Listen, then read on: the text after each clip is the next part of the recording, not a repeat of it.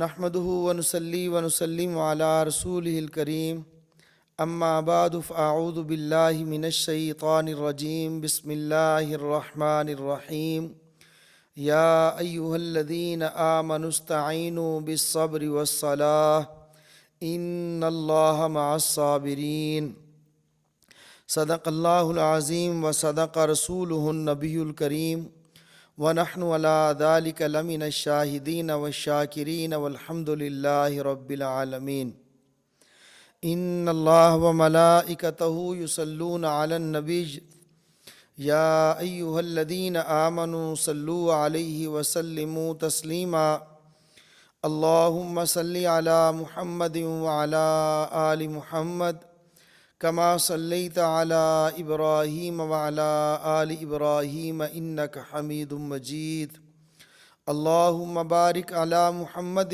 وعلى آل محمد كما باركت على إبراهيم وعلى آل إبراهيم إنك حميد مجيد الحمد لله ثم الحمد لله رمضان المبارک کا بابرکت مہینہ شروع ہے۔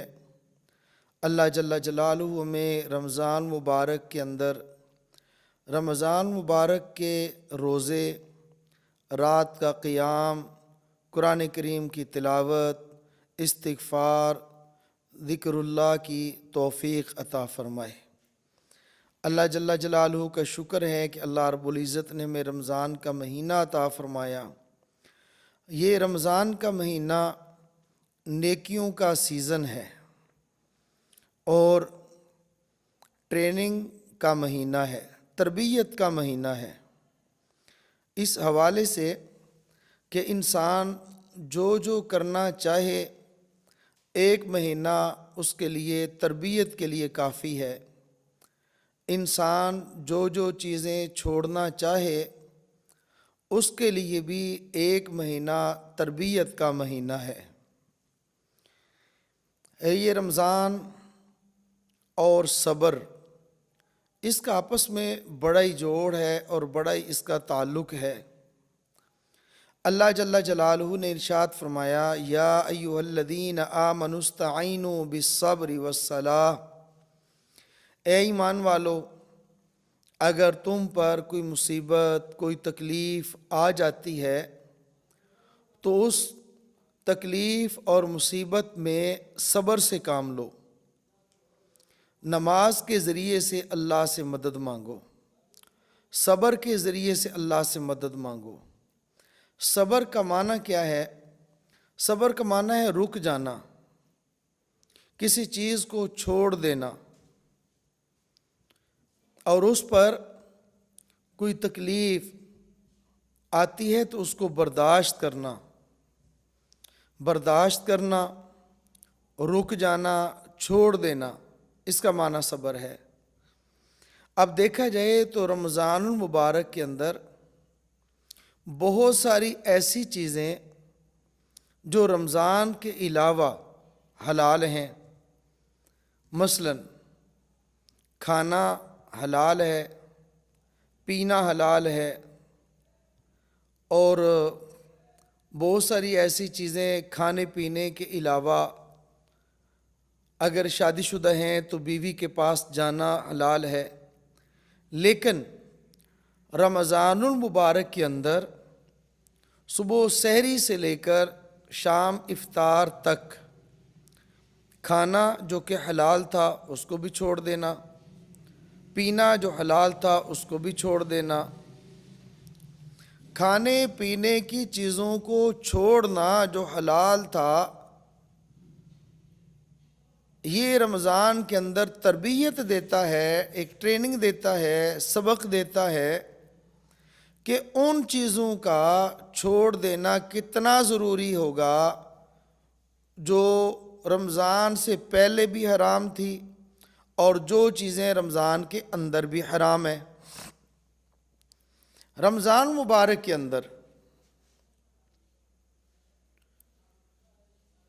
کھانے کو چھوڑ دیا جو حلال، پینے کو چھوڑ دیا جو حلال، لیکن افسوس تو اس بات پر ہوتا ہے اگر وہ بھی چیزیں نہ چھوڑیں جو پہلی حرام تھیں، مثلا رشوت، سود، غیبت، بدکاری اور ایسی چیزیں جو پہلے حرام تھی، ان کو رمضان مبارک کے اندر چھوڑنا بدرجہ اولا ضروری ہے۔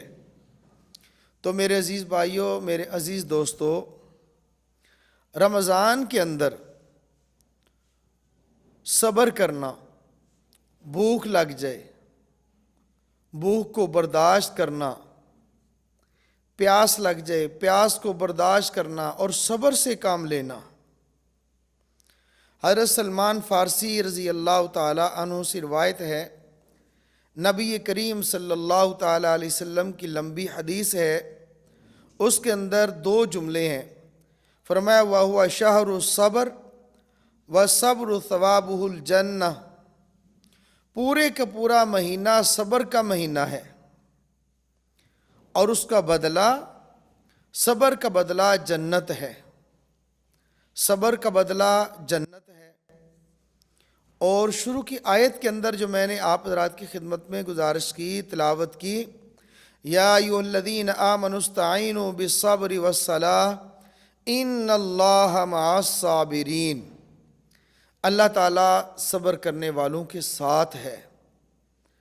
آیت کے اندر ارشاد فرمایا کہ اللہ تعالیٰ صبر کرنے والوں کے ساتھ ہے، اور حدیث پاک کے اندر ارشاد فرمایا کہ وہ مہینہ صبر کا ہے اور صبر کا بدلہ جنت ہے۔ میرے عزیز بھائیوں اور میری ماؤں بہنوں، لڑائی اگر کسی جگہ پہ ہو گئی، کسی نے زیادتی کر دی، بدلہ نہ لے، چھوڑ دے، اتنا کہہ دے کہ میں روزے سے ہوں، صبر کرے گا۔ حق بنتا تھا، اپنے حق کو بھی چھوڑ دیا اور یہ کہا کہ میرا روزہ ہے، صبر کرے گا۔ جب یہ صبر کرے گا تو ان اللہ مع الصابرین، اللہ کی نصرت، اللہ کی مدد صبر کرنے والوں کے ساتھ ہے۔ تو میں یہی عرض کرتا ہوں، رمضان مبارک کا ایسا بابرکت مہینہ جس کے اندر ہم لوگ بچیں، چھوڑ دیں، کس کس کو؟ زبان کے گناہوں سے بچیں، غیبت نہ ہو، چغلی نہ ہو، بہتان نہ ہو، گالی گلوچ نہ ہو، گانے نہ ہوں، فضول گوئی نہ ہو، آنکھ کے گناہوں سے بچیں، بے حیائی نہ ہو، بد نظری نہ ہو، نامحرم کی طرف دیکھنا نہ ہو، کان کے گناہوں سے بچیں، غیبت نہ سنیں، فضول باتیں نہ سنیں، خامخواہ گانے نہ سنیں، ہاتھ کے گناہوں سے بچیں، رشوت نہ لیں، قلم کے ساتھ غلط فیصلے نہ لکھیں، قلم کے ساتھ لکھتے ہوئے حساب کتاب غلط نہ لکھیں، ہاتھ کے گناہوں سے بچیں، پیر کے گناہوں سے بچیں، چل کے گناہ کی طرف، چوری کی طرف، ڈکیتی کی طرف نہ جائیں، بدکاری کی طرف نہ جائیں، اپنے پیر کا غلط استعمال نہ کریں۔ اسی طرح پورے کے پورے جسم کو گناہوں سے بچا لیں، ایک ایک عضو کو اپنے گناہوں سے بچا لیں، اپنے اللہ کی نافرمانی سے بچا لیں۔ اللہ کی نافرمانی سے بچاتے ہوئے ہاتھ کو، زبان کو، دل کو، ناک اور کان کو جو تکلیف ہوگی اس کو برداشت کریں، صبر کریں۔ ان اللہ مع الصابرین، اللہ جل جلالہ پھر اس صبر کرنے پر جنت عطا فرمائیں گے۔ ایک ایک چیز کا بدلہ اللہ تعالیٰ صبر کرنے پر جنت عطا فرمائیں گے۔ ہاتھ کو گناہوں سے روک لیا، جنت ملے گی۔ زبان کو گناہوں سے روک لیا، جنت ملے گی۔ کان کو گناہوں سے روک لیا، جنت ملے گی۔ پیروں کو گناہوں سے روک لیا، جنت ملے گی۔ دل اور دماغ کو گناہوں سے روک لیا، جنت ملے گی۔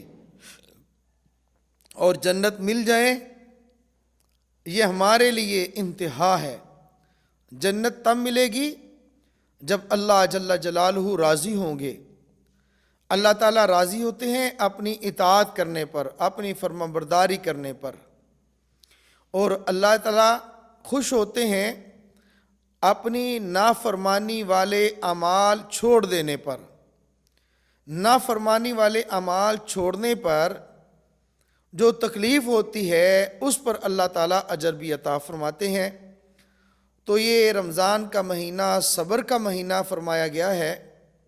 اللہ جل جلالہ مجھے آپ کو یہ رمضان کا مہینہ گناہوں کے چھوڑنے کا ذریعہ بن جائے، میرے اور آپ کے لیے یہ رمضان کا مہینہ نیکیاں کرنے کا مہینہ بن جائے، اللہ تعالیٰ کی رضا حاصل کرنے کا اور اللہ تعالیٰ کی ناراضگی سے بچنے کا ذریعہ یہ مہینہ بن جائے۔ وآخر دعوانا ان الحمد للہ رب العالمین۔